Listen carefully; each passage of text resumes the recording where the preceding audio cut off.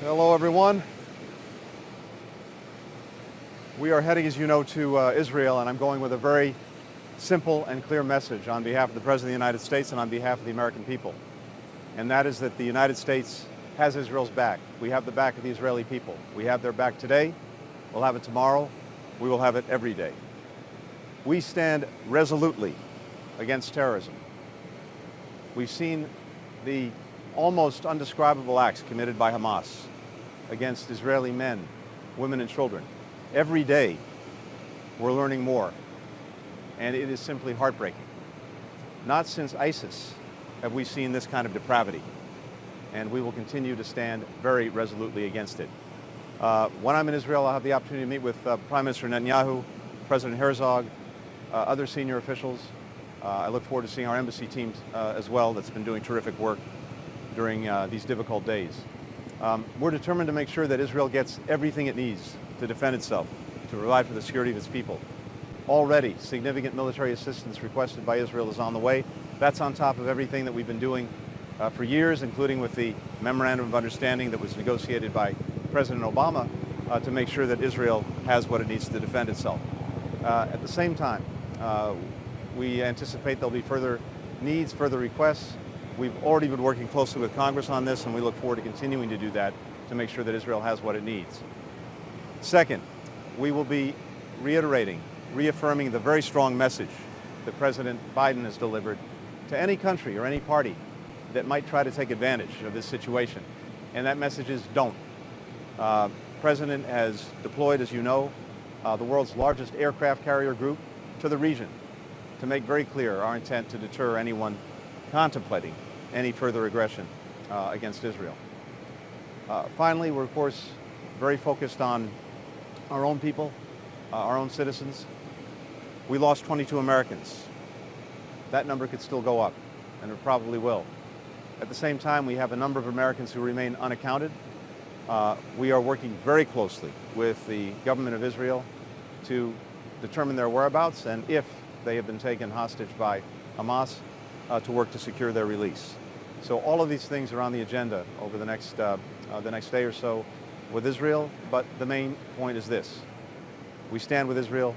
We'll continue to do so. Thank you. Mr. Secretary, yesterday Jake Sullivan said the U.S. officials were talking to the Israelis about getting civilian safe passage through Gaza into Egypt. Today, John Kirby said they're still talking to the officials about this. What is the holdup? What's the obstacle to getting civilian safe passage out of Gaza? John, we are talking about that, and we're talking to Israel about that. We're talking to Egypt about that. It's an ongoing conversation. I can't get into the details.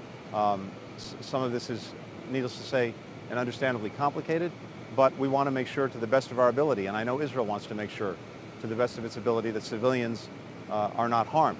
But Israel has to take steps to defend itself. It has to make sure that any ongoing threat is dealt with, and I believe it has to make sure that going forward, what happened doesn't happen again. Is the issue more on the Israeli side or the Egypt side? I'm not going to get into the details, but it's an ongoing conversation. Following up on that, in conversations between the U.S. and Israel, has the U.S. advocated any degree of restraint in terms of possible ground operations in Gaza, either for the sake of the civilians there or for the sake of hostages in there? Well, again, I'm not getting into any of the operational details of what Israel may or may not do. I think you heard the President speak to this yesterday in his very, very strong and forceful comments. And of course, what separates Israel, the United States, and other democracies when it comes to incredibly difficult situations like this is our respect for international law and, as appropriate, the laws of war. We do everything we can to make sure that in these situations we avoid civilian casualties. That is in direct contrast with Hamas, which uses people as human shields. It actually seeks to put Palestinian civilians in situations where they could be harmed. This is very much part of their game plan. So we know that Israel will take all of the precautions that it can, just as we would. And again, that's what separates us from Hamas and terrorist groups that engage in the most heinous kind of activities. Thank you. We'll have a chance to talk later. Thank you.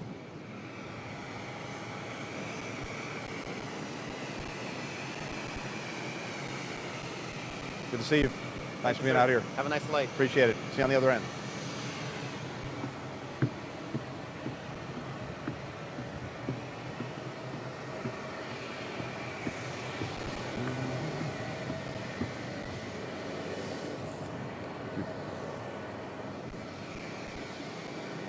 Hey, good afternoon. How doing? Good to see you.